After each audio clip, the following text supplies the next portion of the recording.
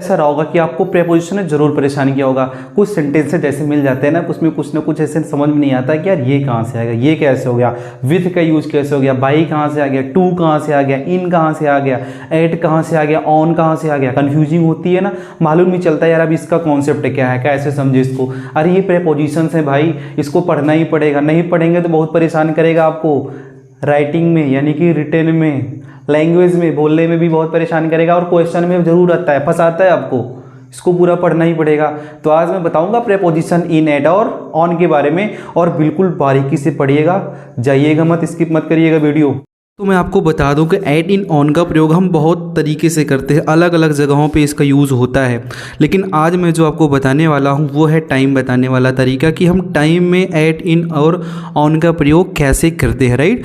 तो पूरा देख के जाइएगा और बहुत अच्छी तरीके से मैं आपको आज बता दूंगा। तो चलिए शुरू करते हैं, ऐट के बारे में बताते हैं, इन और ऑन के बारे में बताते हैं। जैसे कि ऐट का यूज़ करते हैं हम एक प्रिसाइज टाइम बताने के लिए, अर्थात कि जो एक सटीक समय होता है, एक निश्चित समय होता है, उसको बताने के लिए आप इसका प्रयोग करोगे, ऐट का प्रयोग करते हो। और वही बात की जाए इन की, तो इन का जो होता है इसका यूज़ महीने के नाम यानी कि मंथ्स, ईयर, सेंचुरीज और लंबी अवधि को बताने में। जब भी हमें किसी भी महीने का नाम बताना हो, कोई मौसम बताना हो, जैसे कि सर्दी हो गई, गर्मी हो गई, बरसात हो गया, या कोई सेंचुरी बतानी हो, प्रेजेंट, पास्ट, फ्यूचर बताना हो, इसको बताने के लिए हम इन का प्रयोग करते हैं। और ऑन का प्रयोग जब करते हैं तो डेज एंड डेट्स बताने में करते हैं, अर्थात जब हम दिन और दिनांक के बारे में बताएंगे तो वहाँ पे हम ऑन का प्रयोग करते हैं। तो चलिए आपको हम एक बेहतरीन चार्ट के अनुसार समझाते हैं कि ऐट इन ऑन का प्रयोग कैसे करते हैं। तो ऐट का प्रयोग कैसे करते हैं? ऐट का यूज़ हम करते हैं प्रिसाइज टाइम में, जैसे at 3 o'clock, at 3:30 AM, at noon, at dinner time, at sunrise, at sunset, at the moment. आप देख रहे हो जहाँ पे हम ऐट का यूज कर रहे हैं वहाँ पर एक सटीक समय, एक निश्चित समय बताया जा रहा है। आप देख रहे हो पूरी तरीके से कि जो 3 बजने का समय है, चाहे वो सुबह का 3 बजने का समय हो या फिर मात्र 3 बजने का समय हो, लेकिन वो एक निश्चित समय होता है। जो दोपहर का समय होता है वो भी निश्चित समय होता है। जब आप खाना खाने जाते हो, डिनर का टाइम होता है, तो वो भी एक समय होता है, वो निश्चित समय होता है, एक सटीक समय होता है, वो प्रिसाइज टाइम होता है।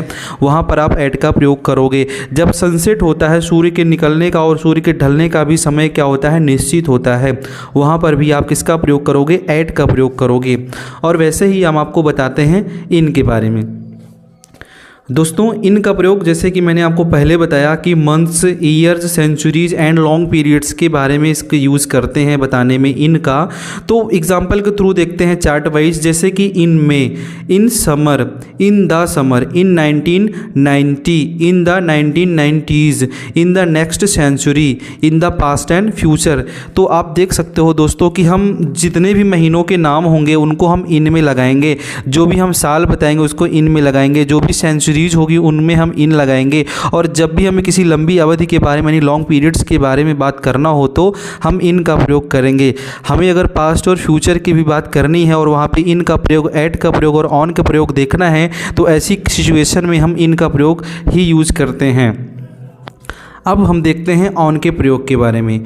ऑन का प्रयोग जैसे कि डेज अथवा डेट्स बताने में करते हैं। डेज का अर्थात कि आप जो दिन होता है उसके बारे में बताते हैं। डेट्स का मतलब ये होता है कि आप जो भी दिनांक है, जो भी तिथि है, जो भी खास मौके होते हैं तिथियों के, उनको बताने के लिए आप ऑन का प्रयोग करते हैं। हम आपको बताते हैं एग्जाम्पल के थ्रू, जैसे on Sunday, on Tuesday, on 6 March, on Christmas day, on independence day, on my birthday. तो आप देख सकते हो कि कैसे ऐट इन और ऑन का प्रयोग करते हैं। एक बार